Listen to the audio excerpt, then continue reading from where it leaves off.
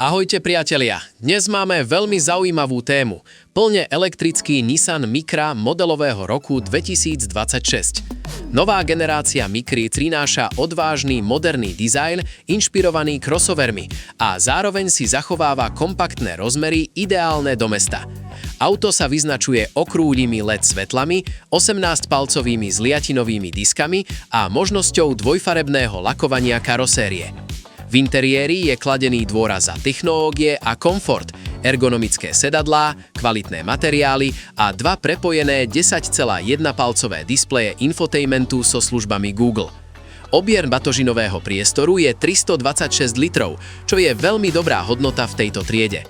Nissan Micra 2026 je dostupný výhradne ako elektromobil a ponúka batérie s kapacitou 40 alebo 52 kWh. Verzia s väčšou batériou má výkon 110 kW, teda 150 koní a krúťaci moment 245 Nm.